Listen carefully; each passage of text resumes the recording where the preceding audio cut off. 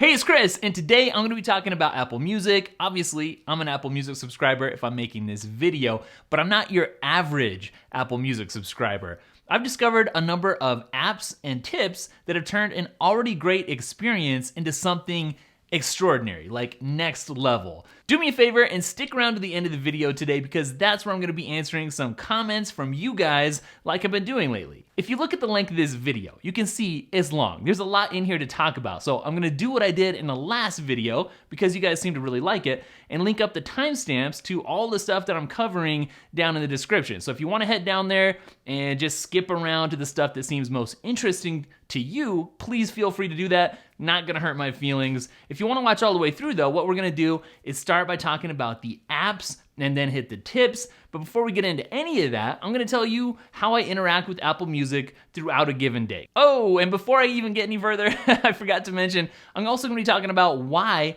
I'm an Apple Music subscriber in the first place and why I switched from Spotify. Just want to break in real quick and say that by watching this video, obviously you're learning how to get the most out of Apple Music, which is great because I love to learn things. In fact, I've got a whole folder on my iPhone dedicated to learning stuff. And one of the apps in that folder comes from today's sponsor, which is Skillshare. Skillshare is an online learning community for creators with more than 25,000 classes in design, business, technology, and more. So if you're like me and you want to continue to fuel your curiosity and your creativity or even your career, then a premium membership with Skillshare may be perfect because it'll let you connect with the classes and the communities that can make your 2019 a success. There's a lot of classes that I'm interested in personally, ranging from cinematography and photography to data science and analytics, and I've been really enjoying this course called Visual Thinking, Drawing Data to Communicate Ideas. And in this class, the presenter shows you how to visualize data on an iPad, which I feel like is something I can definitely use here on the channel. Skillshare is super affordable at under $10 per month. So if you want to join the more than 7 million creators already learning on Skillshare, then hit the link down in the description. And by the way, the first 500 people to sign up using that link are going to get 2 months to try it all out for free. Every day, I don't wake up with my favorite song from Apple Music, although I am going to show you how to do that a little bit later in this video. So the first encounter that I have with Apple Music most days is during my workout time. So depending on what mood I'm in while I'm exercising, I either listen to audiobooks, podcasts, or music, or watch YouTube. I'm usually in the mood for music though when I hit the weights. So in go the AirPods, on goes the 116, and lately that's been a lot of 1K few. Lots of days I make a morning coffee run to the nearest Starbucks for some nitro cold brew, which they still won't serve me in a venti, and this is the best chance to sing along in the car when nobody's listening. Needless to say though, CarPlay is like half the reason that I love my new car, and I'm gonna be making some CarPlay tips content soon, so make sure you're subscribed for that. Throughout the day, whether I'm writing, filming B-roll, and yes, even while editing videos, I listen to music. It's like classical or electronic or lo-fi beats for writing, and then electronic or my new music mix for filming and editing. The HomePod comes into play throughout the day, like either during downtime or family time, or sometimes at meals. The sound is so great. I absolutely love owning it. I used to be a Spotify subscriber, but back in 2015, they made some creepy changes to their privacy policy, and that was when I decided to just switch over to Apple Music. But what's kept me an Apple Music subscriber? Well, the biggest benefit for me is the seamless integration across the Apple ecosystem. So if you have an iPhone and any other Apple device, like an Apple TV or a HomePod or CarPlay, then it's a great experience. Additionally, Spotify may currently have more overall subscribers, but Apple Music has overall more music. 50 million songs compared to 35 million songs, and I feel like since I love to listen to less mainstream music, that's something that I actually care about. With Apple Music, you can download and sync up to 100,000 offline songs versus only 10,000 on Spotify. Plus, there's 3D touch support on supported devices, there's smart playlists, although you have to use it in iTunes, gag. You can search for songs using lyrics, there's native HomePod support, and you can use Siri as a personal DJ,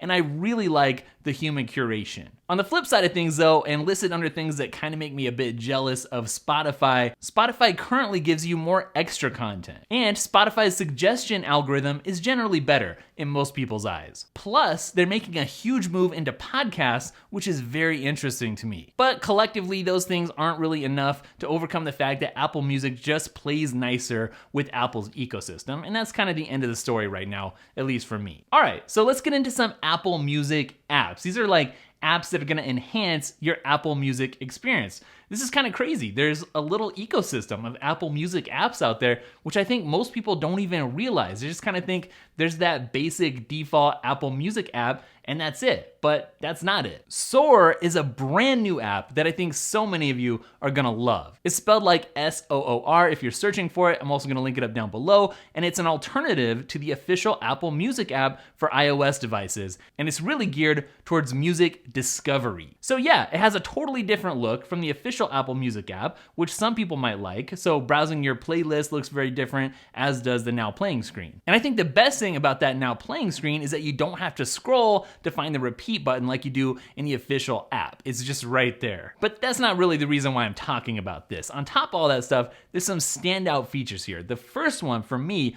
really being the intuitive navigation, which they have this pull to reach function, which makes it a lot easier to use the app one-handed. So rather than having to reach up to the top of the screen to search, for instance, you can just drag down to a certain point on the screen, highlight the icon, and then release to select it. And that works with other icons and options as well. And using this method is so cool that you can search the entire Apple Music catalog from basically any screen. Something else that's really great about this app is the ability to drag and drop multiple songs to add to a queue or playlist, kind of like how you rearrange multiple apps on your home screen. And this method also works for sharing songs as well. This app does rely on Apple's API, which means it does have a few limitations, and some people might find that frustrating, like you can't remove songs from a library yet or rearrange songs in a playlist, for example. So you might want to keep Apple's official music app stashed in a back folder somewhere just in case. One kind of surprising thing that Apple hasn't enabled for Apple Music yet is handoff. And this is one of the best features across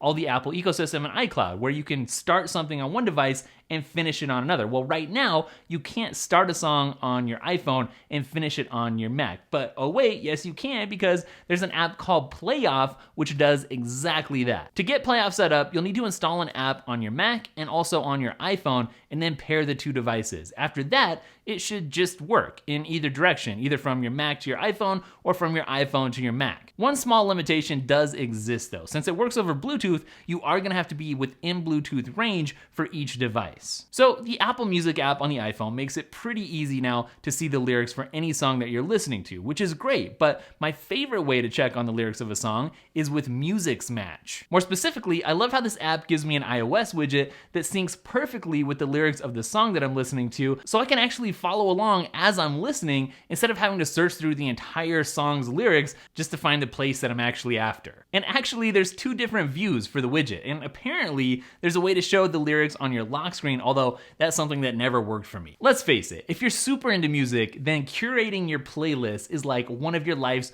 crowning achievements. And one of the things that might be keeping you from switching over to Apple Music, or whatever, from Apple Music to somewhere else, is the thought of losing all that hard work. So if you're thinking about switching over to Apple Music from either Spotify, Tidal, Google Play Music, YouTube, Pandora, and some other services, then you're gonna wanna check out Stamp. Stamp lets you quickly and easily transfer your playlists, songs, and radio stations between music services. So you just select your current music service, let's just say Spotify, select your destination, like Apple Music, pick the playlist that you wanna transfer, and start the transfer. It's that easy. Some people like Stamp, and some don't. So if you don't, you can always try SongShift, which pretty much does the exact same thing. Back in the day when I switched from Spotify to Apple Music, I really wish that I'd known about an app like one of these, because it makes life so much easier when you don't have to start over. If you ever find yourself in a situation when you want to listen to Apple Music, but you're away from your main computer, like maybe when you're at work, for instance, or if you just don't like iTunes, then Musish will come in super handy for you. Musish lets you securely access your Apple Music library from a browser, which means you don't need to have iTunes installed to access your songs and playlists. Musish is new though, and it's kind of a work in progress, but you can see it really takes some design cues from Apple Music itself, which means that it looks pretty good. So as I just told you a couple videos back, I wake up every morning with the alarm on my Apple Watch, but here's an alternative that kind of has me rethinking things. You can actually set a song as your alarm using Apple Music and your phone's built-in clock app. First, you want to make sure that the song is in your library, so use that plus icon to add it in if it's not already there. Next, launch the clock app on your phone and tap on the alarm tab at the bottom of the screen. To create a new alarm, tap on the plus button in the top right, or just edit one of your existing alarms that you've already got going on. Tap sound, tap pick a song, and then under select music, you can search for a song or look through your favorite artists, albums, playlists, etc. And once you're all set, then just make sure that you hit save. Now, I feel like this next bit of info should really go without saying, but I'm gonna say it because I feel like if you're subscribing to Apple Music, you should really have this nailed down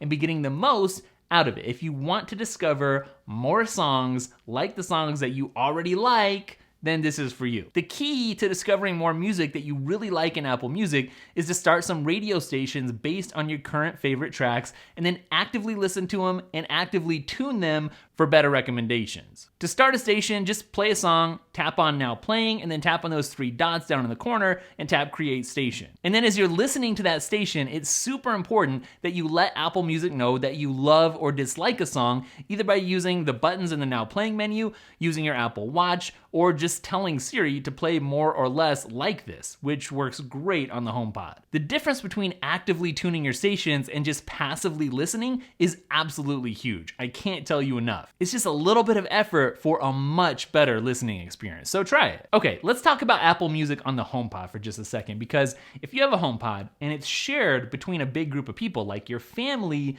what you don't want to have happen is somebody else's music affecting your recommendations, because you want to listen to what you want to listen to and not what somebody else wants to listen to. For that reason, it's a very good idea to turn off listening history on the HomePod so other people's music doesn't pollute your carefully honed recommendations. So if you love electronic music and hip hop and someone else in the house is all about country and Burl Ives, you're not gonna go crazy whenever some weird surprises pop up. To do this, head over to the Home app, actually, open up your HomePod settings, and then turn off Use Listening History. And while you're here, you can also uncheck Allow Explicit Content if you want a more sanitized listening experience. So, have you ever wanted to use your Apple Watch to play and control music on your favorite Bluetooth speaker? Well, it's definitely possible, and it's pretty easy to do. Basically, just open up the Music app on your Apple Watch and tap the play button. Once you do, you're gonna see a list of devices, and the default is AirPods if you have those, along with a Connect to Device button, which is what you can use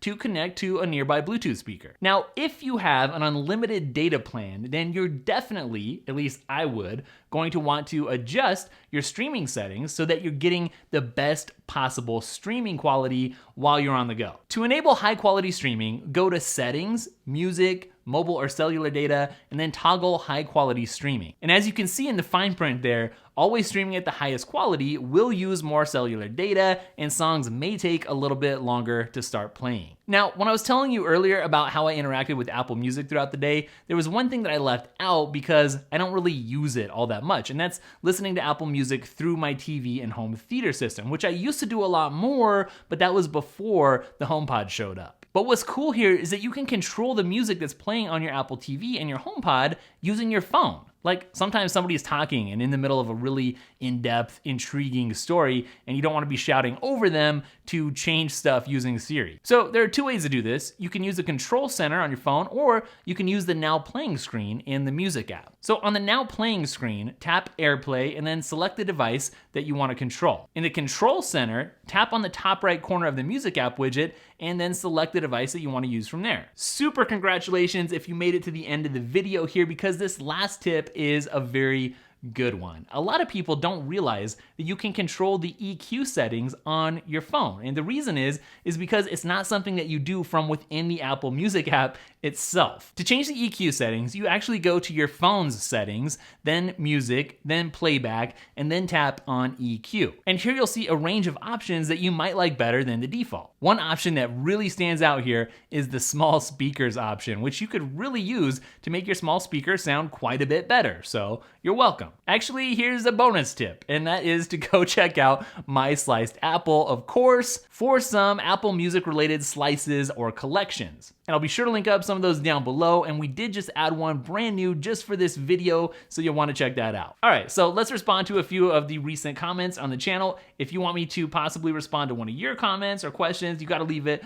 down below right now. All right, Connor Jones says, you were coming in hot with this video, talking about the last video. If you know, you know, and I do know. Just like the fajita. Okay, Processed Monster says, I like this guy, even if he is an Apple fan, because he still respects his enemies, not like other Apple fans. Cough, cough, I'm gonna blur out the channel. Here's the thing though, I don't really consider other people like enemies that just like other phones. You know what I mean? I know it's like a huge rivalry for some people. That's not like the case for me. Like, if you like something different to me, that's totally cool if it makes you happy, or if that's the best choice for you. Like, I don't really care. Okay, Jez T says, this has to be one of your best, most organized, easy to navigate videos ever. Let me rephrase, this is the best, most organized, easy to navigate video on YouTube. Wow. All that hard work you put into this video is so evident. Shows us how much you really care about us.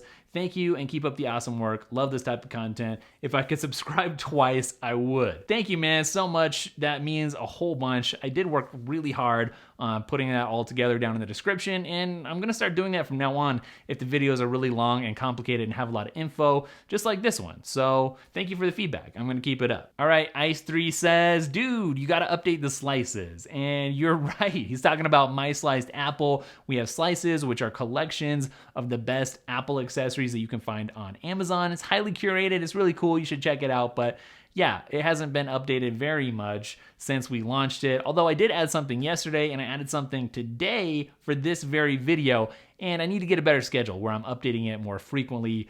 Thank you for the feedback. Thank you for checking it out and for liking it. We're gonna do better on that. All right, Muhammad says, can you please do some giveaways? I've done several giveaways on the channel like in the past. The thing is, YouTube just recently, like last week, started cracking down on channels doing giveaways because a lot of people were just only doing it to increase their subscriber count. And the thing is, I kind of understand why they're doing it. I kind of agree with it. I know some channels that wouldn't even exist right now that you would know about that basically got where they got only through giveaways. And I feel like our channel has mostly grown more organically because people just like the content and subscribed and watched the videos.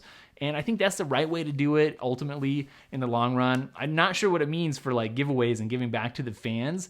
It's kind of a space that needs to get navigated. So right now I'm kind of figuring it out, kind of pausing any sort of giveaways. Ben Jones says, can you vlog your day? That's a good question. It's something that I've thought about before. I think for the most part, my day might seem kind of boring, especially after the first day. Like the first day, you might find it interesting because it's like what I do every day. Other days are more interesting than others, but still, I just don't know. So you guys let me know. Is that something that you want to see? And if it is, I'm kind of waiting for a new camera that I want to order that would be very helpful for that. So let me know. Okay, so that is really it for this video. Thank you for watching. There's more Apple Music related content, stuff that you might find interesting that I'm gonna link up down below.